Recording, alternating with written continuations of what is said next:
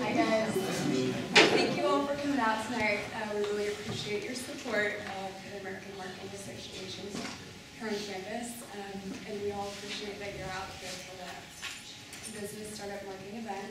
So we do have a guest speaker here tonight, Mr. Gassaway. In fact, he's a former SMC MBA student. He's the guidance of our faculty advisor, Andrew Wilson.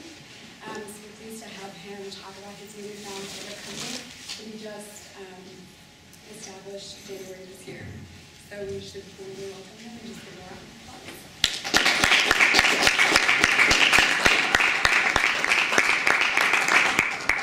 I've never been called Mr. yet, so that's very good. Thank you for having me. As she said, my name is Gassaway, and this is a great turnout. There's nobody in front, so thank you for sitting in front. But what I want to do is, this isn't just a Jake talk to everyone conversation. I want to make sure I give you plenty of time for questions and answers, but as we get started here, show of hands, who wants to be here at this moment? Oh, that's very nice. Who has to be here? I saw a couple hands. All right, that happens. So I want to make sure that for those of you that want to be here, I give you the information you like. So with that, I am going to call on some of you to just tell me, like, what do you expect out of this talk? What are you really looking to understand, or what can I provide for you? So with that, how much? Immediate turnover for job market compared to making your own job market by owning your own company. So you want to know, like, right out of college, how long does it take you to get your job? Okay. That's the first question. I can answer that very easily. Okay. Anybody else? Did you do like your work experience before you graduated? Okay. That lead into your business? Okay. So internships, things like that. Okay. Definitely going to talk about that. Some of the generic challenges is to being in a startup company. Okay. From a business perspective. Gotcha. There's plenty of those. Yeah, I'm sure. Plenty of those. Who else? How much? You look like you're excited to be here. It's been a long day. I hear you. That's okay. What did you expect when you came to tonight? I just wanted to hear what's your experience with different jobs, and then, like, from what I hear, you've been around. So I just want to. Yeah. It's all right. He said it in class. Oh, thank you. But I just want to know, like, how you built your experience and like how you got to this point. Okay. Great. So a little bit career path. Definitely talk about that. One or two more, and then I can get into it. Basically, how you learn about starting your business. Excellent. All right. One more. On the street cost? To start the business, very cheap these days, but we can definitely talk about that as well. So quite a few things. I think based on what I have planned, I'll cover all of those. But I also don't want to spend the whole time just talking at you again. We can go through very specific questions. So that being said, let me make sure I get I'm a technology guy, right? Yeah, I guess that's good. So I'll make sure I link this thing up. And what we'll talk about really is I'll go through, there's really the three main topics that I want to cover is how it all started. So where did I begin? How did my career path start? It's a little bit different than most people that are in startups. So I'll give you some of that background. And what I think is really a key to where I've gotten to in my career at this, I guess, early stage is about like leadership roles. And I think that's very important, so I want to touch on that for a little bit. And then the last thing is really about transition. So in my case, I've worked for really, really big companies, and now there's 3 of us. And what that's like for me and what it's like to really, for the first time in my life, be really working without a safety net. So I'll talk a little bit about that as well. So where does it all start? Beginning. How many of you know where Chicago is? Raise your hand. All right, I did a little zoomed in map here because some people have a hard time locating it. But I grew up just south of Chicago in a city called Hammond, Indiana. And when I was deciding where I wanted to go to college, I was looking at a lot of different things. It looks like we've got some athletes in here. I actually played college football at Western Michigan University. I was a 290-pound offensive lineman. So that has changed a little. How many athletes do we have in here now?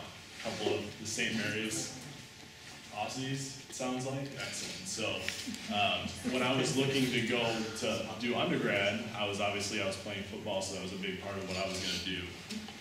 But I also thought maybe I want to get a pretty good education, so I found a place that really fit with what I wanted to accomplish, and the business school there was pretty strong. And while I was playing, I was like, I'm going to go to the NFL, just like everyone else, right? A few guys I played with ended up in the NFL, and there was only one thing that kept me out of the NFL. You know what that was?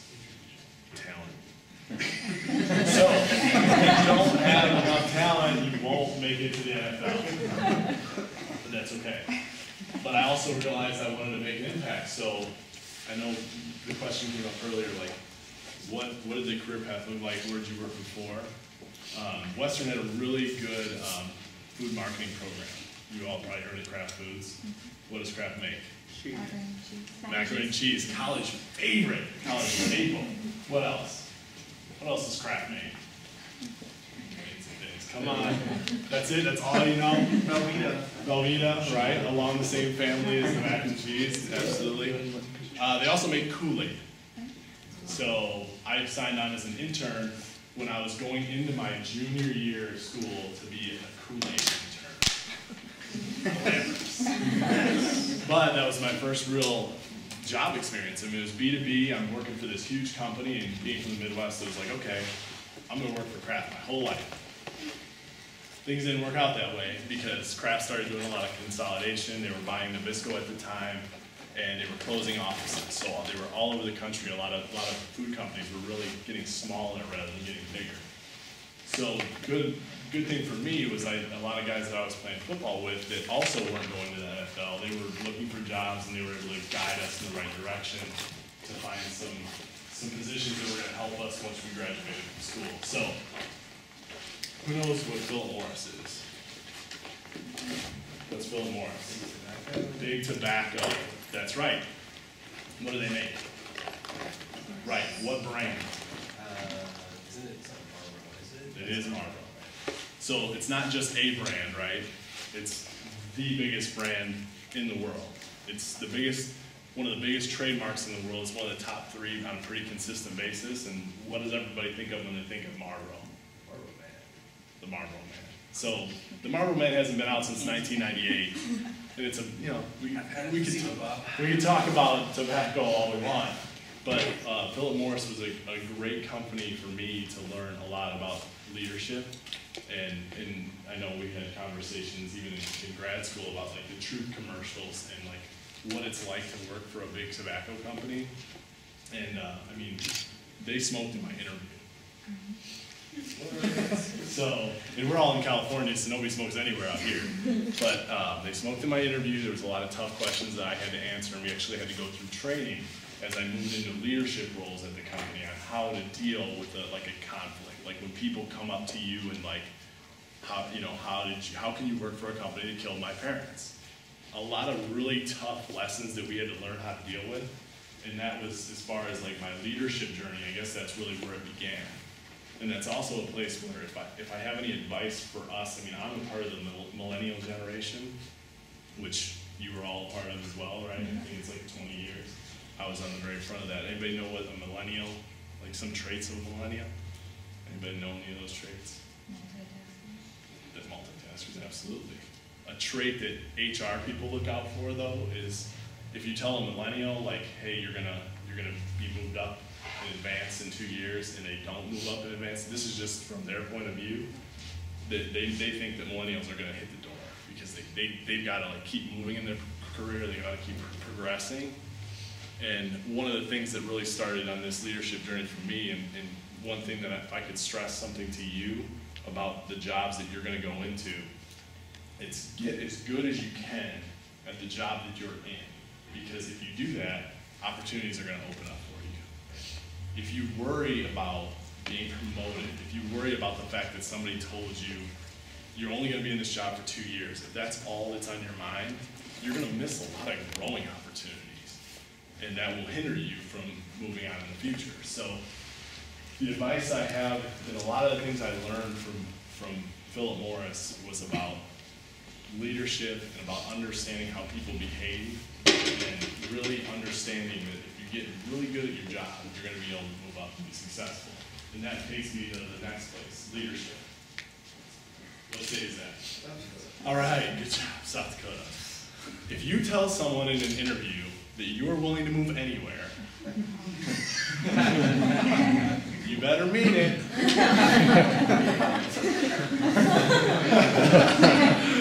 So guess what I did in my interview? Yes, and I actually meant it though. So I was a sales rep for 2 years in the Grand Rapids area after school for Philip Morris, and I went through their leadership development program, and I was able to get a unit manager job, which is essentially I was running a sales team of 5 people, 3 of which were old enough to be my parents, and I was 26 years old. So from a learning standpoint, this was another great learning experience for me. You literally are leading a team of people, and you're holding essentially their lives and their livelihood in your hands, and that is it was an honor for me, and it's a very serious experience. So the first lesson is all about, hey, get really good at your job, and your opportunities will open up for you. The second is, if you can get into a company where you can get a leadership role quickly, do it. Because that's part of the reason I was able to get into the St. Mary's graduate program, because part of the criteria was having management experience. I was by far and away the youngest person in St. Mary's graduate program, but because I had management experience and team management experience, it really helped me get in the door. So that's important. Now, transition.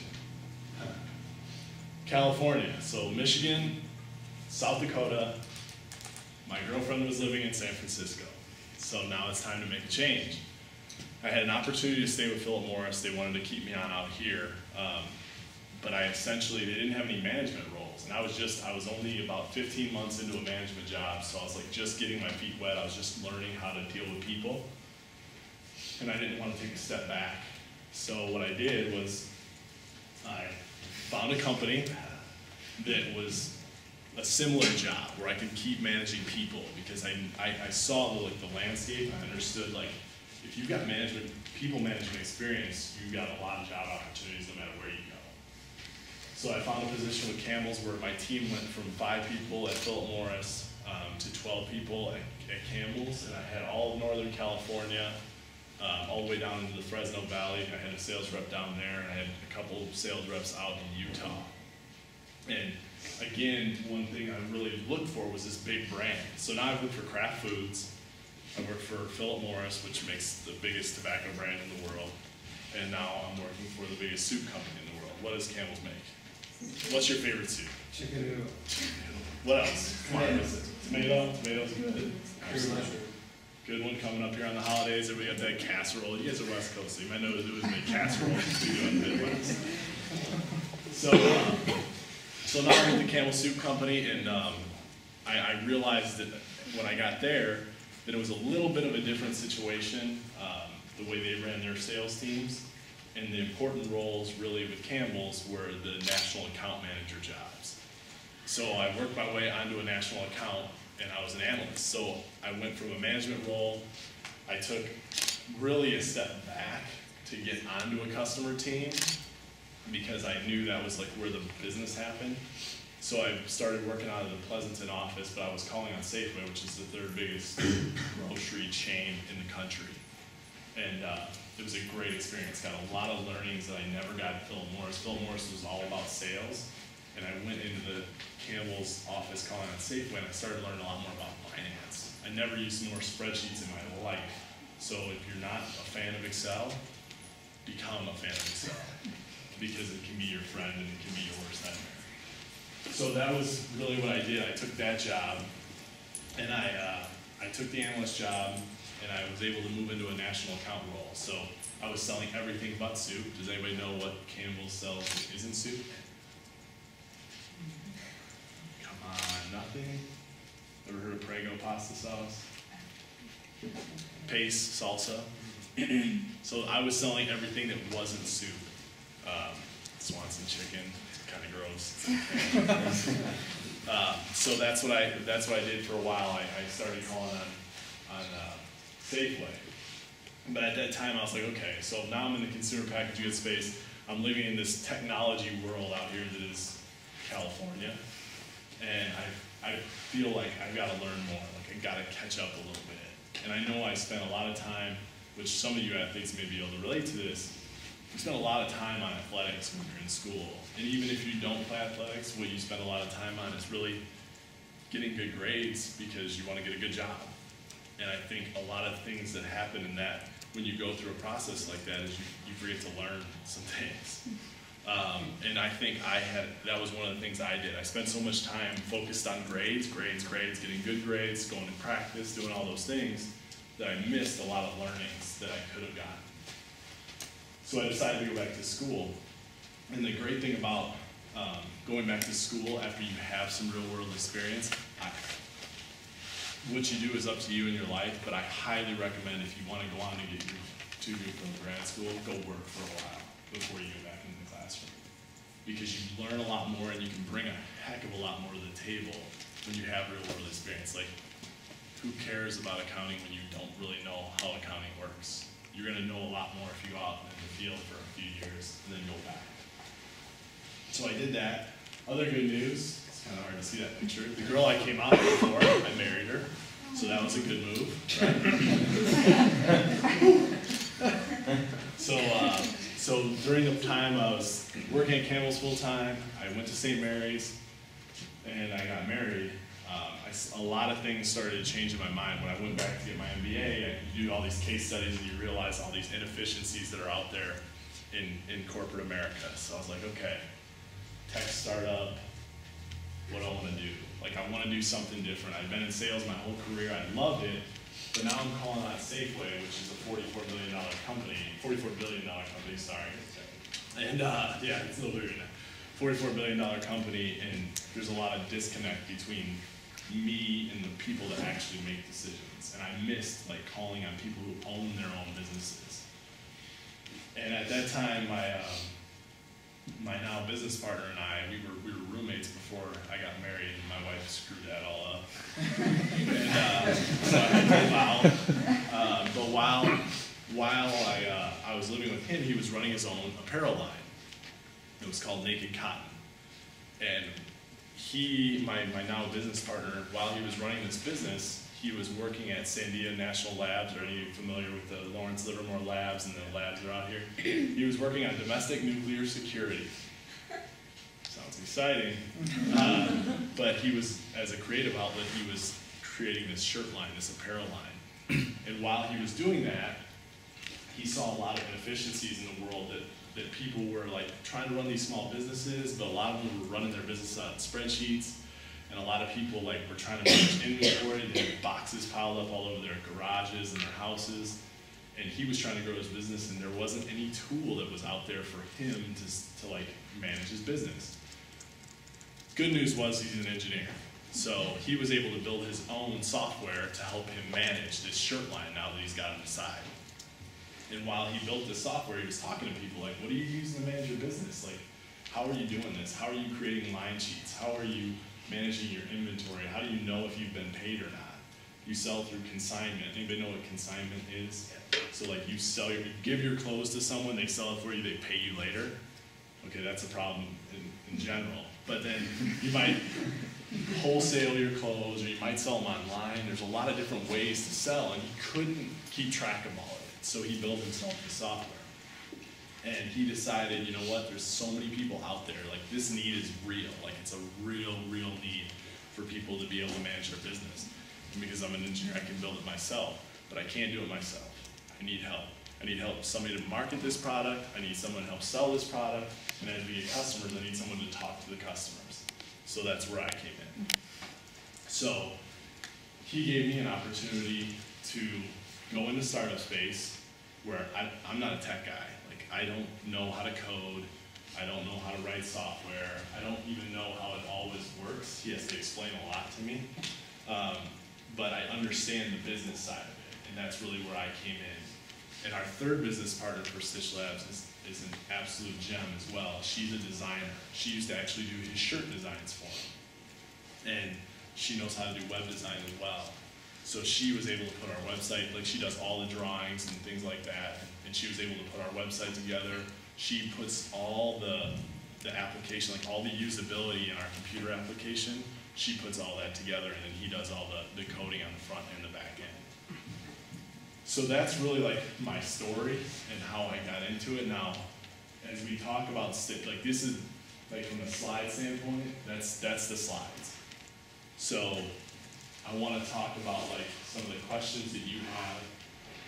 You're an AMA group, right? So talk about some of the marketing questions you have, and really answer any other kind of questions that you're thinking about, especially about startups, because now I've been talking for about 15, 20 minutes, and I don't want to be the only one talking. So that being said, what are some things that pop up in your mind about things that I've already mentioned? I'm going to point and I'm going to ask you. So you hear maybe about startups. What question you have specifically about a startup? Yeah.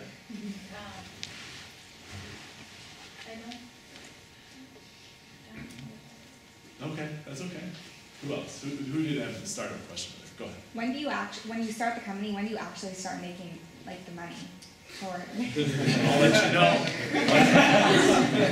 So that's a great question. So how long does it take? This was a big question I asked myself when I was going to start this, because I had a really good job. I mean, when I was an intern, I was getting paid.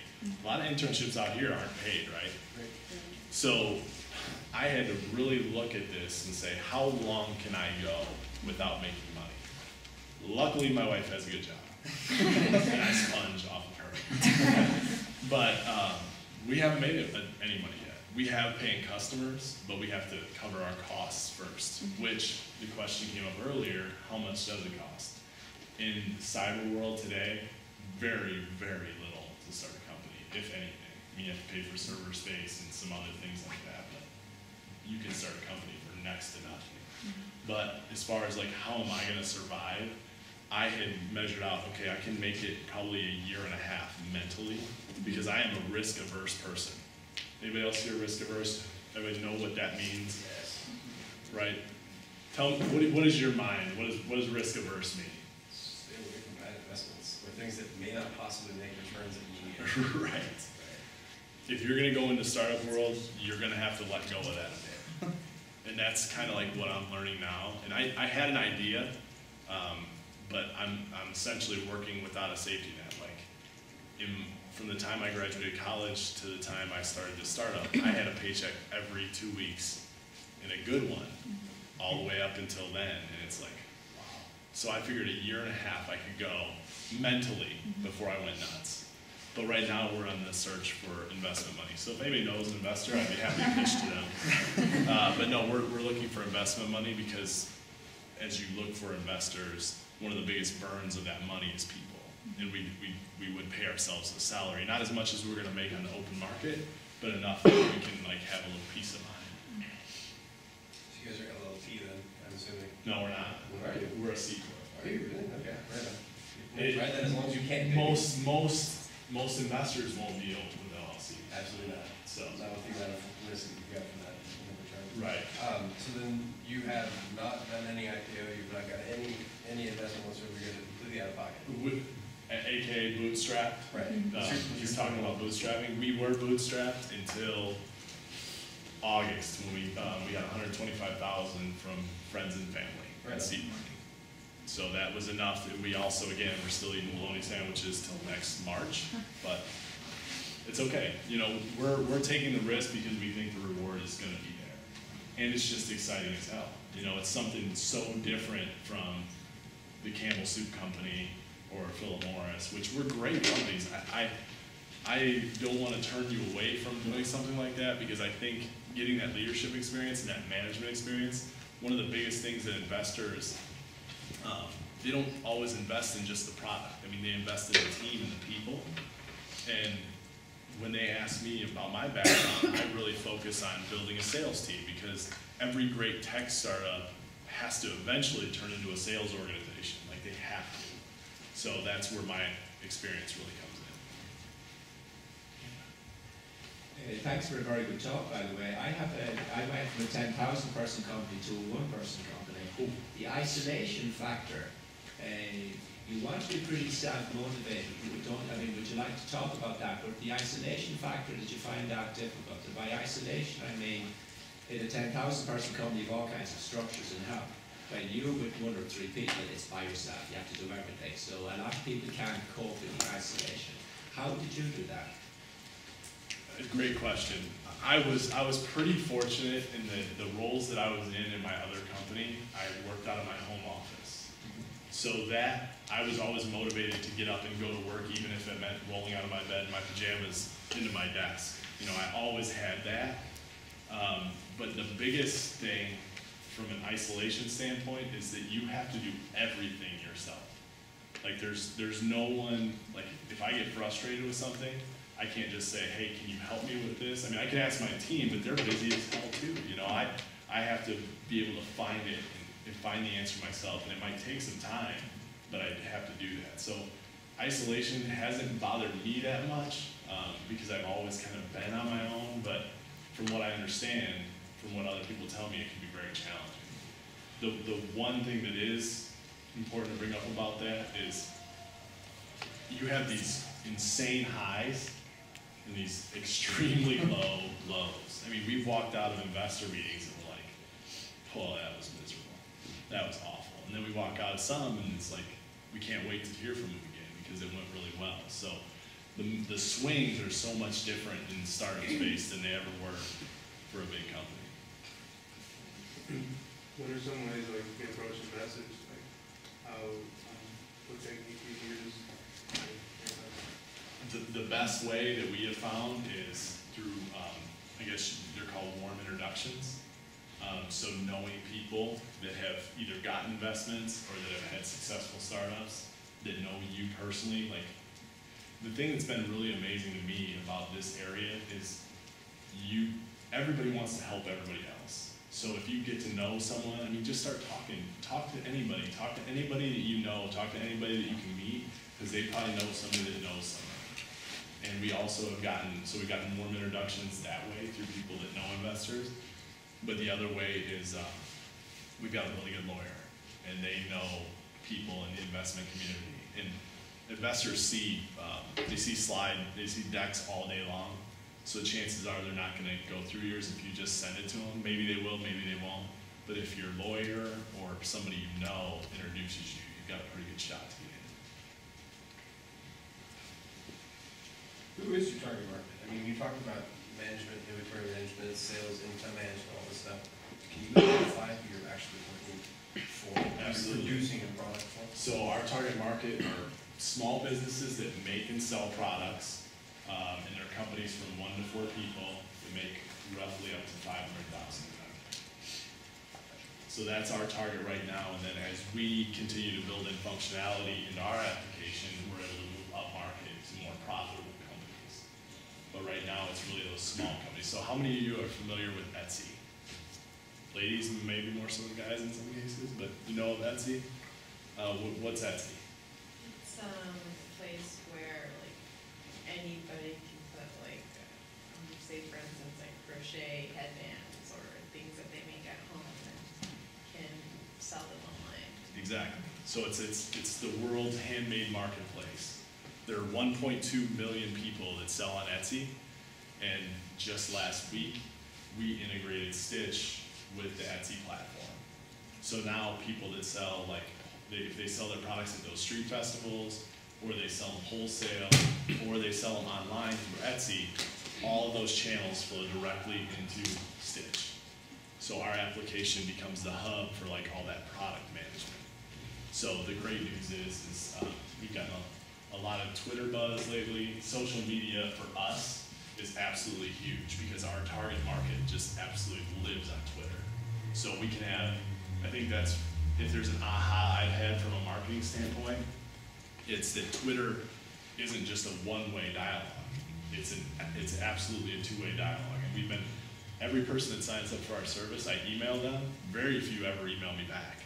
But if I tweet to them, almost more than half of them tweet back. So it really opens up this dialogue for them. How much of your active role in your marketing of your own company versus using social media marketing and passive roles like that, where you have people that carry your chain continuously have you found as a benefit compared to your own version of the boxing, if you will? So having people like spread the word for Right. us. That's another good question. So what we've done is we've built an affiliate program where we provide like, trusted advisor people in the community. We provide them with a monetary value if people sign up on our service for a paid account. So it's very low risk for us. See, it's pretty proven on that. Yeah, I mean, they're interested because they get something of value out of it by they tell people about it, so they become a trusted resource. And then we just provide them a monetary value that helps us spread the word. So that has been a good way for us to grow the network. But there are a lot of other ways because customer acquisition in this market, that has been the #1 sticking point for investors. They're afraid that our customers are too small. And it's gonna take, I mean, our program is set up, are you guys at all familiar with what, if I say SaaS, anybody familiar with that?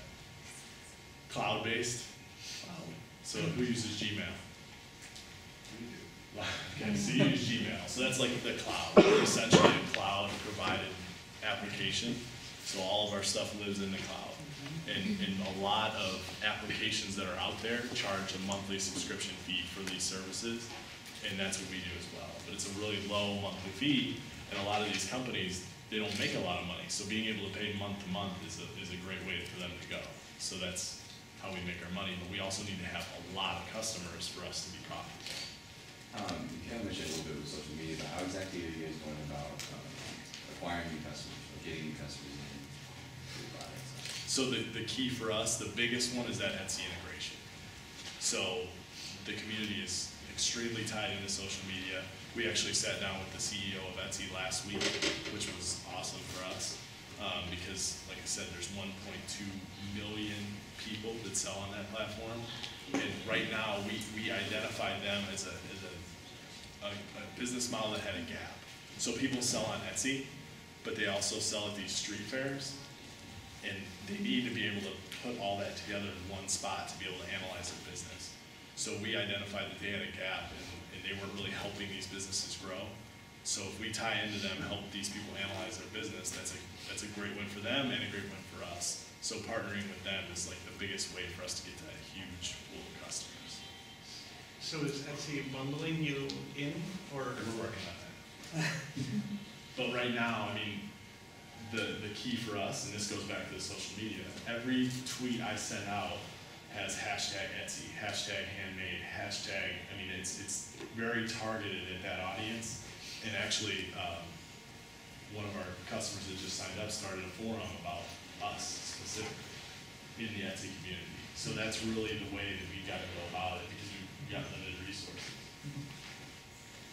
So your primary and your secondary channels, your primary channel is through Etsy currently. But the main thing is, I guess what you asked, is your acquisition of current customers or future customers.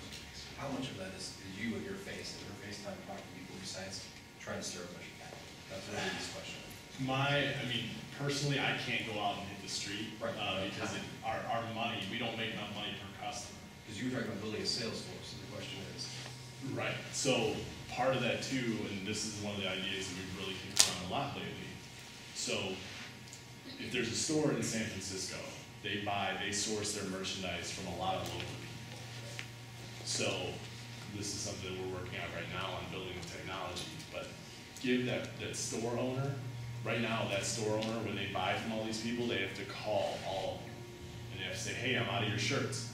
Hey, I'm out of your headbands. Hey, I'm out of this. Hey, I'm out of that. Or they have to log on to everybody's individual website.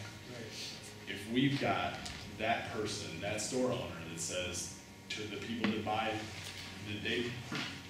that store owner says, hey, all you people selling to me, you need to be on Stitch so I can just go to your site and source directly from you.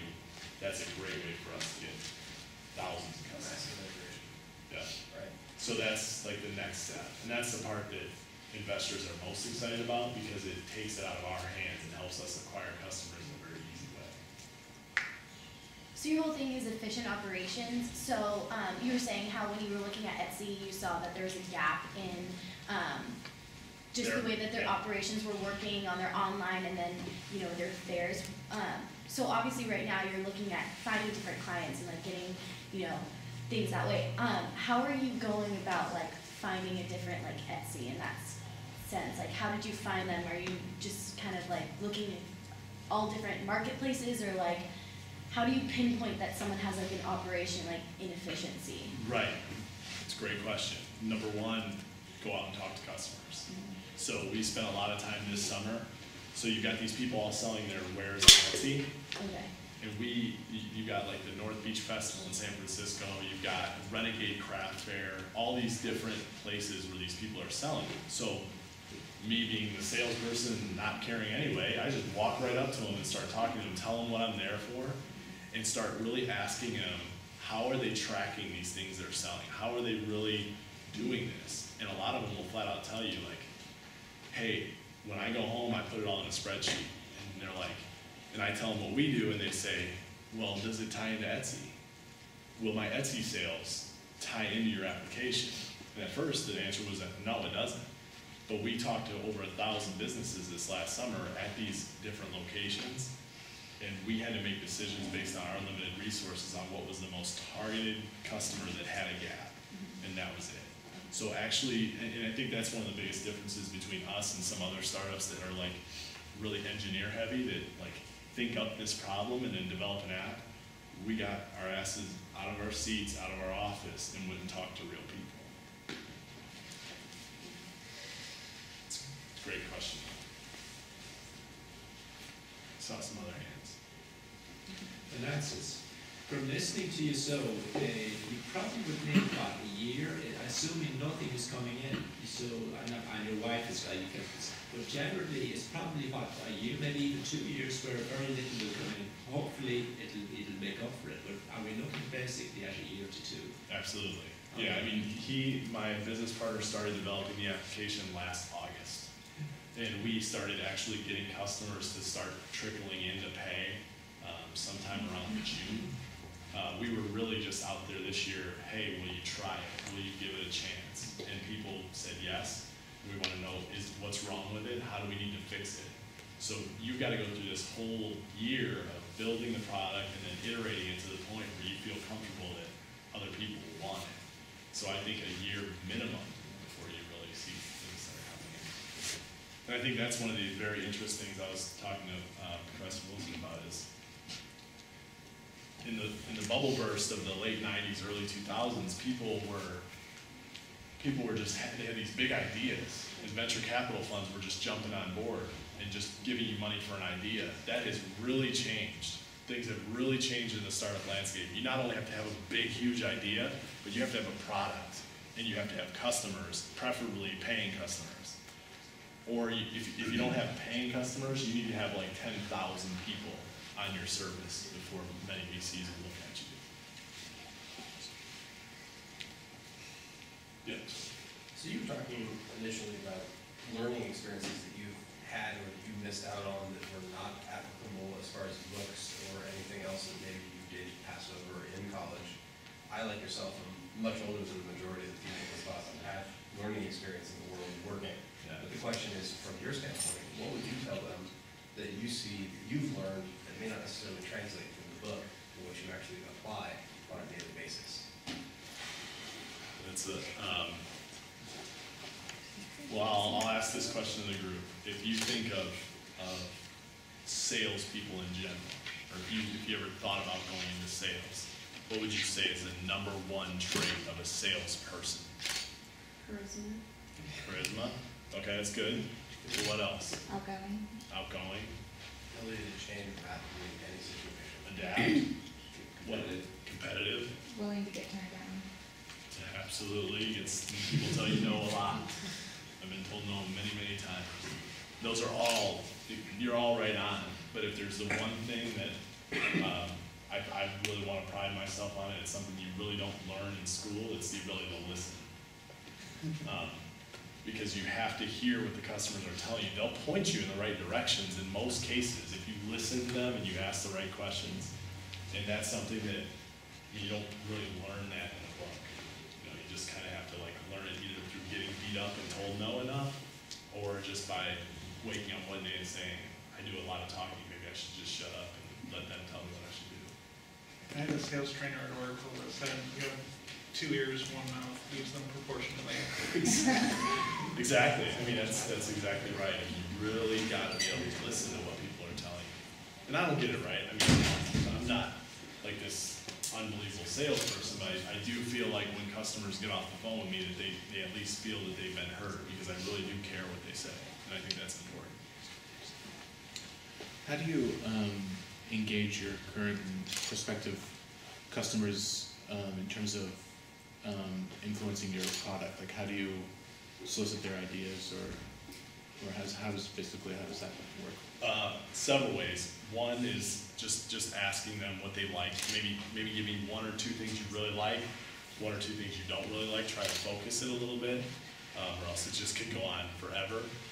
The other way is through things like SurveyMonkey. So you put surveys out to have them tell you different things about your product in a much more anonymous way. So those are 2 really big ones. And then the other one is, what are some of the things that they use now? What don't they like about the things that they use now? That way I can try to understand, like, it'll help us guide our development away from some of those things. So finding out what they like about what their current system is and what they don't like really helps. Does that answer that question? What else? I'm gonna call on somebody in the back row. I got a question. All right. Go ahead. How much competition are you dealing with in terms of people who have a similar service product? So the good news for us is, and that's the thing I should probably go back and cover even a little bit more. The good news for us is there's no major players in the space that we're in. So we don't have to like attack the Intuits of the world. Some people at first glance, they talk about us as like an accounting tool, like a QuickBooks, but we're not an accounting tool, we're like a sales tool. We help people like manage their sales. But there are 2 competitors that are directly in our space. One's out of Texas by the name of Adoro, and they manage all these different e-commerce channels into one place. And then there's one out of Baltimore, Maryland by the name of Gassaway. They're integrated with Etsy, and they're also integrated with 2 other shopping carts. So those 2 are very specific to the space we're in, and I'd say like where the competitive advantage is for us is the fact that they focus solely on e-commerce integration. So they focus on people that are only really selling online, whereas we really understand that this customer doesn't just sell online, they sell offline as well. Could this ever be applied to larger companies, and would that be something that would actually help you? Absolutely. I mean, the goal is to continue to make it better so we can move up market, and actually, I mean, at some point, we always want to help the little guys because that's where we came from, and we want to keep this plan for them, but it becomes a lot easier if you're able to serve bigger customers that are willing to pay more. So we absolutely want to continue to iterate the product for companies that are a little bit bigger, but at the same time, we'd really love to serve the small companies because there are millions and millions of those. Yeah.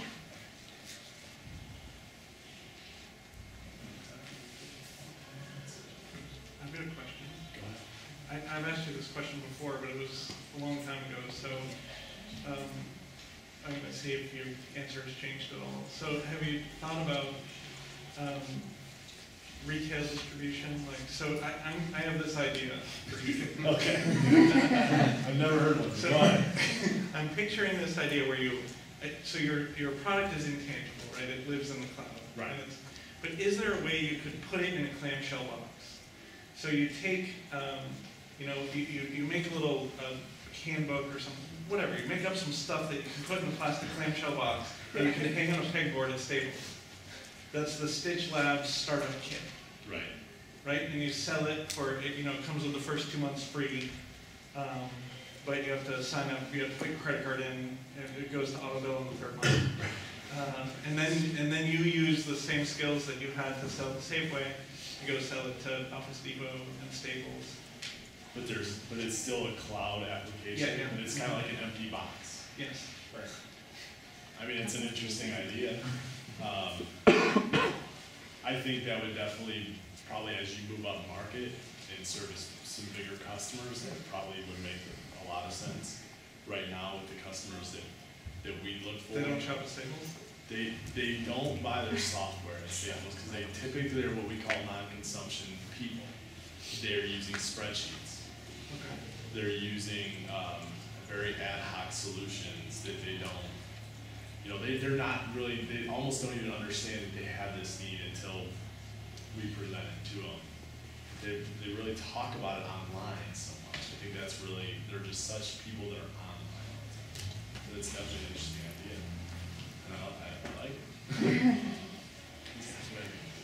Going to the professor's question, and thinking about from the standpoint of individual customization per customer to a clamshell, which is a highly standardized, completely, highly implemented product, which you can sell to anyone, anywhere, which is accessible by anyone. The question is, how much implementation is currently customized to your customer, or is it a standardized product currently? It's absolutely a standardized product. Wow, that's pretty good. I mean, It's, you know, if you go into the custom route, that's where companies are gonna have to pay $10,000 because it's really, I mean, we are more, like, we're not gonna be everything to everybody. Right. And there's gonna be parts of our application that people don't like or can't use, but to go into that level of customization, you just need to put a lot more behind it and you pay a lot more.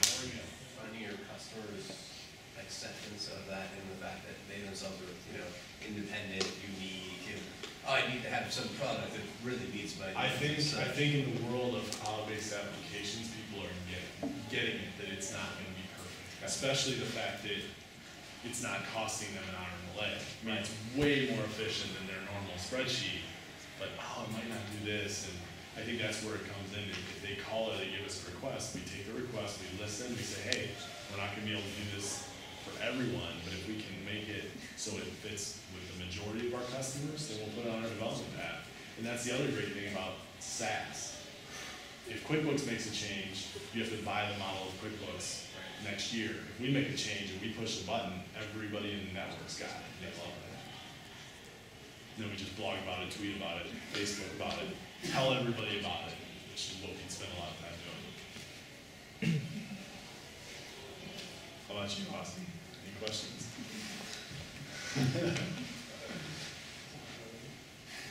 What else? Anything else? I can just kind of wrap things up, but I'm more than happy to answer.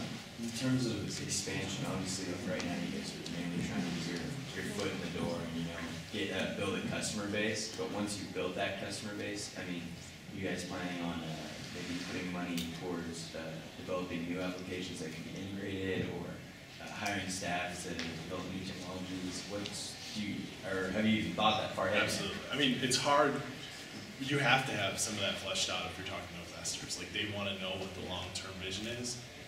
And actually, the long-term vision, without going into all the things behind what our application does, it's really about data.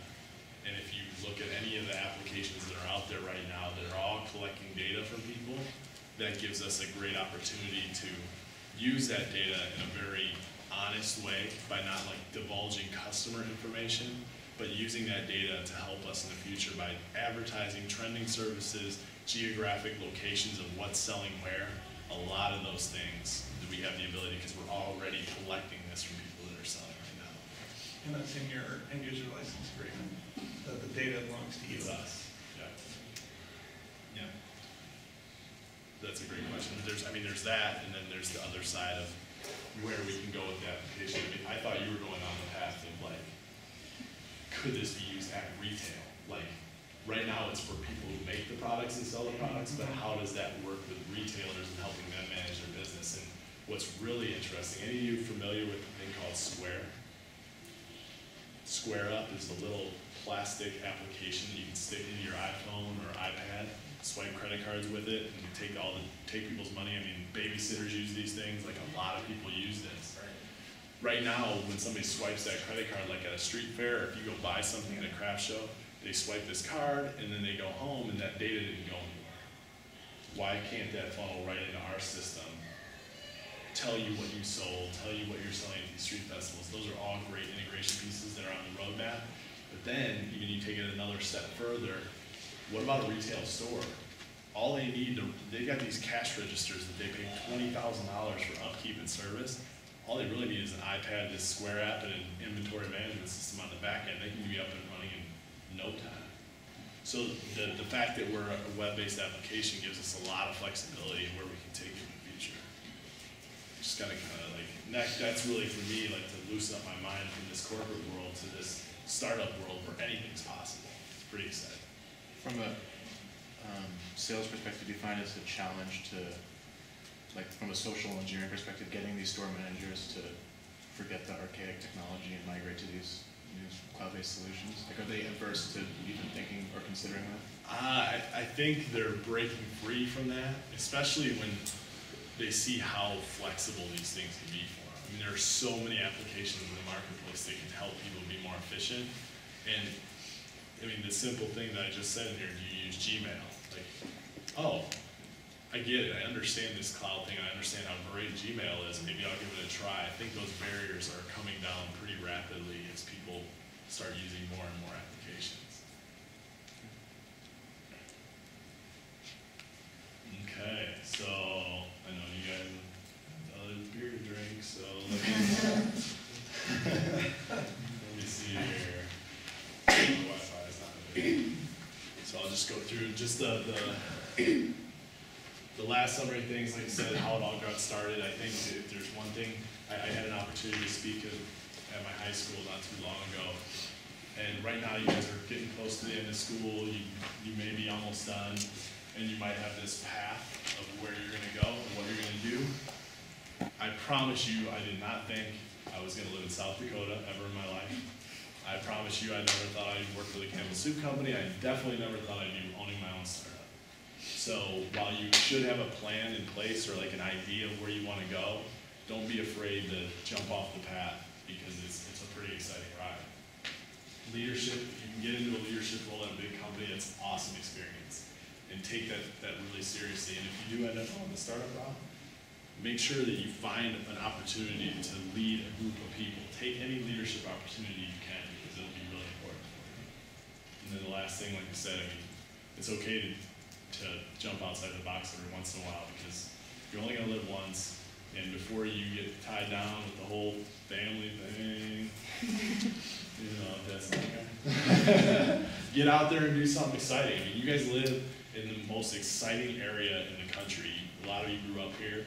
Like, I didn't grow up thinking about tech. I didn't grow up going to entrepreneurship classes. You guys do that, and it's, if you're looking for like an internship next summer, you might have one for you. So, but that's really it for me. Thank you very much. I'll be here for a while. I've got some cards. Follow us on Twitter.